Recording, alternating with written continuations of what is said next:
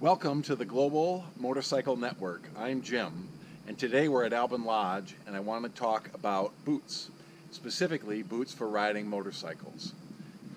I have my boots ready to go, and I'd like to show you.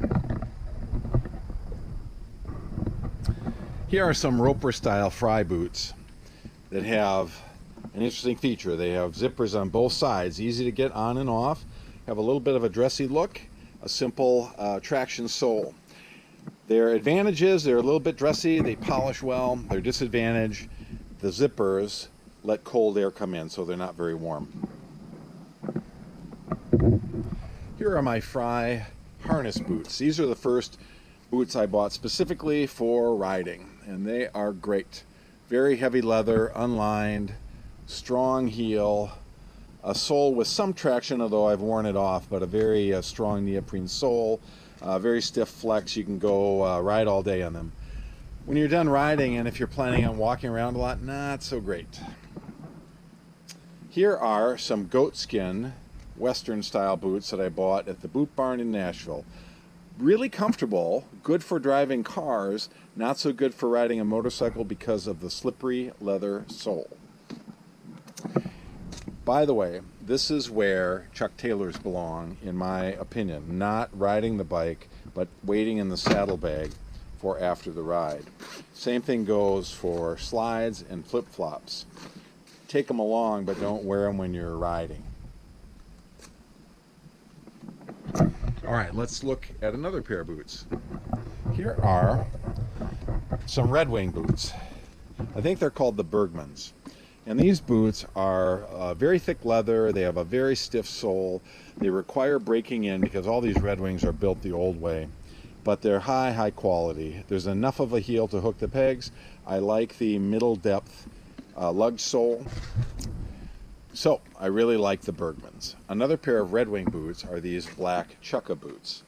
There's a story about how much I paid for them, but I'm not going to tell you now. They're great leather. They have a very strong sole with no tread.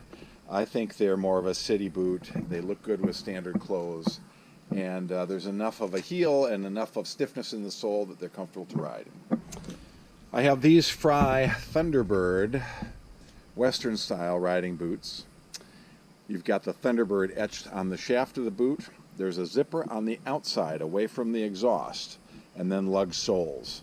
These are very comfortable, and actually they're good for walking as the heel is not that high.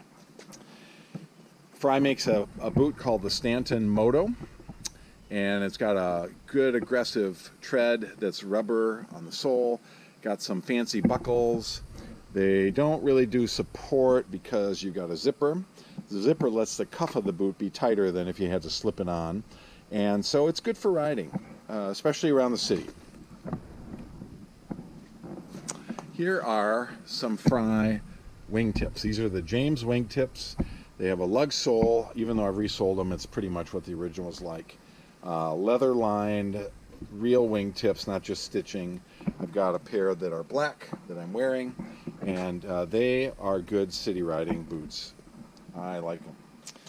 These are Doc Martens, and they're fancy Doc Martens. They have a leather midsole. Most Doc Martens don't. They're leather lined, leather midsole. They were upscale. They've got a softer rubber treaded sole applique. It's good in the winter, but not so good for riding a motorcycle. I'm wearing the sole material away from the midsole, and it's going to shorten the life of the boot.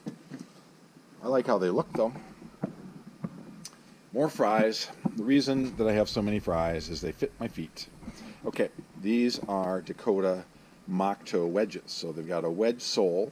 The wedge sole does not have any kind of a heel indentation, so that it doesn't really grip the pegs very well. It doesn't matter when they're floorboards, but when they're pegs, you know, you're kind of dancing on the pegs. Some people like that.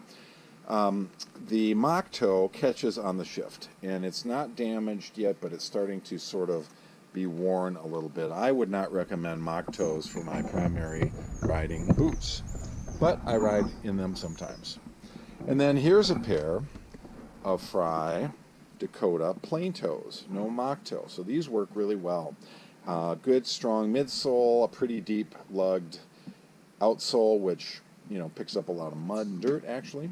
But the leather is substantial. There's a scree collar, which is padded and keeps schmutz out of your socks. So that's my tour through my boots. Believe it or not, I have other pairs of boots too, but I thought I'd show you these. You may have a preference as to what to wear. I just like a strong sole. I like a strong, substantial boot. I realize that there are motorcycle-specific boots that are made.